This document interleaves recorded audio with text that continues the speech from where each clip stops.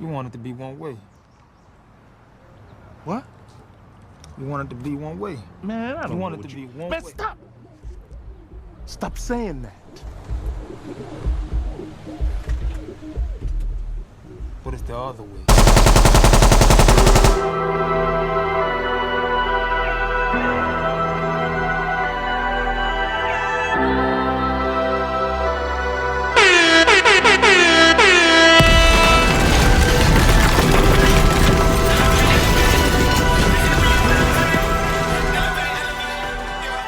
Right. What up with it? It's your boy Claymore Rain back at you with another one. Yo, salute to all my subscribers. Salute to all the support I've been getting. I really appreciate you guys. It's a slow burn, but it's going to be a good turn. You understand what I'm saying? The information's coming in. If you haven't subscribed yet, I do invite you to go ahead and hit that subscribe button. Go ahead and hit that alert button, the bell icon, so you can get the alerts whenever we put this content out. But on that note, let's get right to it. Saudi Arabia, again, having another weekend coming up this weekend where they're hosting the Day of Reckoning, a whole entire card full of heavyweight fighters. It's going to be epic. Anthony Joshua, Deontay Wilder, Joseph Parker, and the list goes on and on and on. Gerald Miller. I mean, just so many different fighters that we've all enjoyed, and Saudi Arabia's looks like they're once again showing the world that it, shows the world that it can be done. And that leads us and segues us into what this whole entire episode is about. Is Saudi Arabia bid to be the new player in the game going to affect boxing in a whole?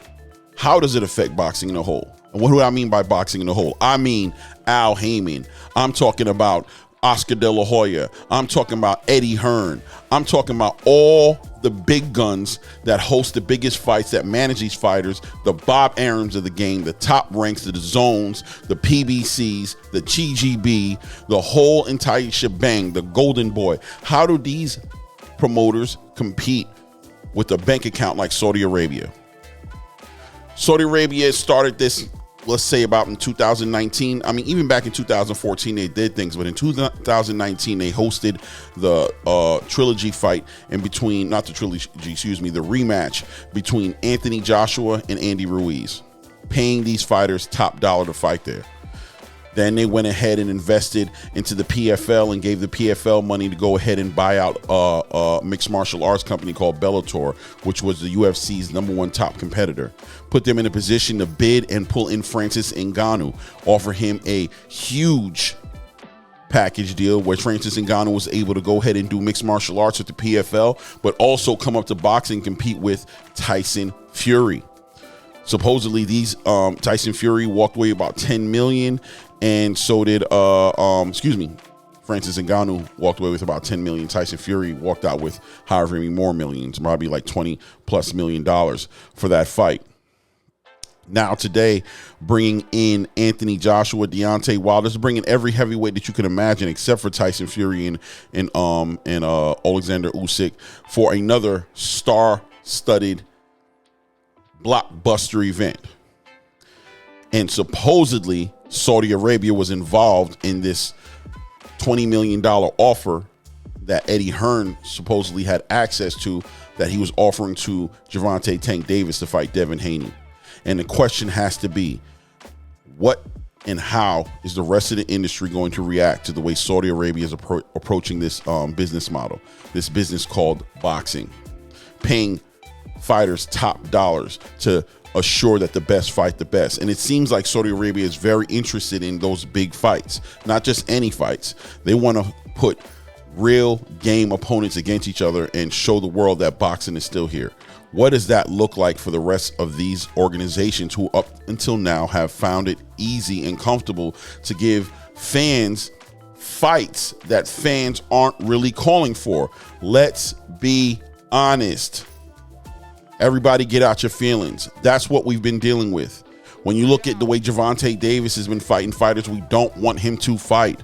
How long did it take for Terrence Crawford and Errol Spence to get coordinated? What is going on with Canelo Alvarez and David Benavidez? There's so many fights out there that we want to see that it just seems like they cannot line these up. And Saudi Arabia seems to be coming in as this surprise guest to the party that nobody expected.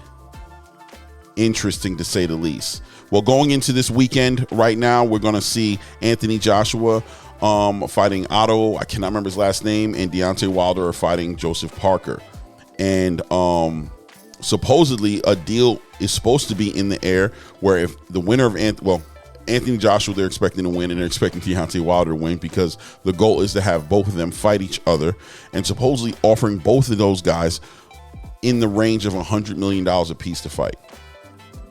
How?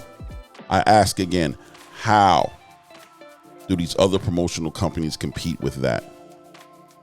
Well, there's one of a few ways, right? Or one of two ways. There was a movie back in the day made by Rockefeller and State Property, and it was called State Property. And the character played by Beanie Siegel said that, I got my own shit out here, man. I'm doing all right on my own, man. I really don't need no help, yo. Nigga, you going to get down or you going to fucking lay down? they're going to get down, come together, or they're going to lay down. And Saudi Arabia is going to take control of the situation and give these fighters the paydays they're looking for and give us fans the fights we've been looking for.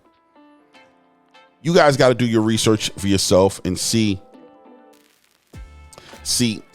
what's going on and tell me what you think. And even if you guys have your eyes on it, have you guys been paying attention to what Saudi Arabia is doing? Because I can tell you from the mouth of the sports ambassador over there that they have a goal of being the capital of fighting, of combat, the fight capital of the world. That's what they want it to be. And it seems like they're working to go in that direction. So the question's always going to still be, what are these other promotional companies going to do? You know, also, Saudi Arabia has also been working directly with the fighters more. They're not waiting to go through their promoters.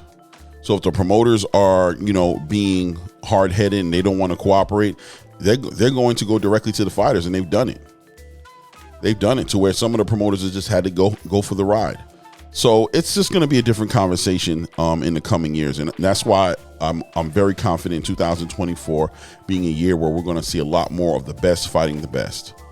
Right now, we have Ryan Garcia and Devin Haney negotiating to get into to set a matchup. I don't know exactly how that's working out as far as where the money's coming from, because I could tell you another part of the conversation is, although we see that PBC's done this new deal with Amazon, I'm hearing rumors that as far as finances are concerned, as far as how these fighters are going to get paid, that Amazon hasn't officially signed up to be part of that part of the process, that they're more so a platform that's allowing these fights to be showcased on their platform to go against hundreds of millions of people that they have subscribed.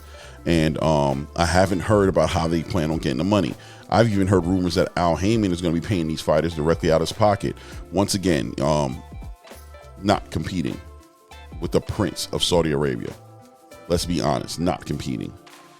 Even now I hear there's feathers being ruffled between Gervonta Tank Davis and Al Heyman and the whole entire PBC and TGB team, because he's not satisfied with the amount of money they're offering him.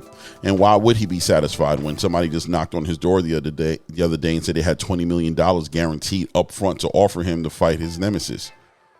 Why would he be comfortable with getting $10 million somewhere else, or $5 to $7 million, or whatever number they could possibly be offering him to fight somebody who nobody even cares about, especially with the pressure he's getting right now with all the fan bases and all the boxing peers and pundits alike demanding this fight between him and Devin Haney. Gervonta Tank Davis has been tweeting things, erasing what the tweets are saying, letting people know that he may be somewhere else tomorrow because deals are happening behind his back and he may not be in agreement with them. He's rejecting offers to fight fights for certain amounts of money. There's a lot of things going on over there. That's why I say at this point, it's great that Ryan Garcia and Devin Haney are putting together something for us. And it's great that Ryan Garcia is also invested into that idea, because At the end of the day, the casuals follow Ryan Garcia. And if the casuals get to see championship boxing, you know, we hope and cross our fingers that the casuals will jump on board and don't make ourselves cheap dates for these boxers, where they're out there feeding us McDonald's and you know what I mean, chicken wings and French fries, and then coming home and violating us and then leaving before the sun goes up. Right? Cheap dates, cheap hoes. You know, we want the big fights. We want the best fights. The best fighting the best. This is not a new concept, but you would think it is with the climate that we're in right now. The best fighting the best. Casuals, you guys don't understand. I don't know what to tell you.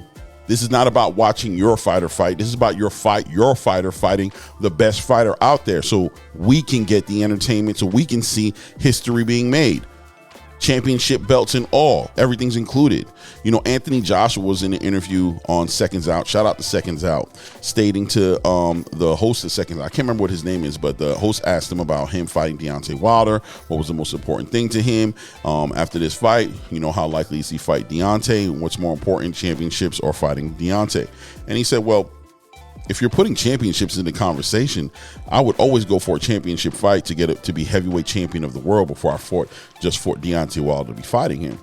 Well, the host tried to hold Anthony Joshua accountable, like, well, it's going to look like you're ducking Deontay Wilder if you don't fight him, even if it is for a belt. And Anthony had to look at him and ask him, in what world does a fighter not want to be champion? In what world does a fighter not want to have those belts? This is what we're in the game for. This is why we came here. This is what inspired us when we were in the amateurs coming up into being professionals, was to be champions. And somehow you're trying to sell this idea that belts don't matter, that legacy doesn't matter, that daring to be great doesn't matter. I call bullshit.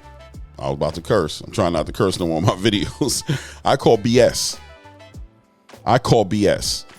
I call it's easier to fight, you know, nobodies, tomato cans, nighttime, midnight cab drivers, lambs to the slaughter. It's easy to sit there and do public executions on pay-per-view and give everybody entertainment, which I don't even understand how that's entertainment. But it's another thing to say, you know what? I'm going to challenge myself. I'm going to challenge myself, and I'm going to fight the best competition that's out there. Real boxing fans know what that looks like. Real boxing fans know what that looks like. And they want to see it more. The casuals, you guys just don't know any better. I swear, I think the casuals don't even care if the fighters they're fans of even fight. You guys get off on just watching them on camera, laughing and smiling about how they're not going to fight, wearing $200,000, $300,000, $500,000 in jewelry around their neck, driving around in foreign cars and talking about how many followers they have on Twitter or TikTok or Instagram or whatever new social media platforms are out there, rather than seeing these guys actually fight. Somebody who wasn't as sensitive or who couldn't empathize with the struggle you guys are having with coming into the game, knowing what it's worth, might say that that's quite weird of you guys, that you guys are really just a pariah on the game. Casual energy, sucking the energy out of a boxing game that's been here well before you guys were born. Because now the new wave is, if it bleeds, you know what I'm saying? It sells. So we don't care how it comes. Come on, man. You guys have to wake up. Everybody needs to wake up, and I feel and I pray that 2024, there is an awakening. There is a war going on outside that no boxing fan is safe from. Because casuals are everywhere. It's probably way more casual than there are real boxing fans. But with a player like Saudi Arabia coming into the game, with the Saudi Arabian prince coming into the game, seemingly enough showing that he's interested in making the best fight the best because they want to see that. And they have the money to back up that talk. Well, we might have a different conversation in 2024. I think Saudi Arabia coming from wherever they're coming from to have whatever influence they're going to have and bringing that money bag that has no bottom to it, I think there's an opportunity in there for fans to really get the fights they want to see. I'm going to ask you guys to go ahead and comment. Tell me what you guys think. Do you think they're overstepping their boundaries? Do you think it's even going to happen? Do you think that this Leonard Ellaby, TMT, Al Heyman, TGB with Tom Brown, and Bob Arum with Top Rank, and all these guys, you know, the Oscar De La Hoyas with Golden Boy, do you think these guys just have a headlock on this game? Or is Saudi Arabia going to bring that diversity we need in there, that good competition that's going to force everybody to be more honest with the matchmaking and make the fighters be more honest with who they're fighting against, right? So let me know what you think. It's your boy Claymore Rain. This is ATP Combat Media, and if you guys don't know what ATP means, once again, it is at this point. That's where we always are, is at this point, speaking at this point, right? Things can change tomorrow, but at this point, we out.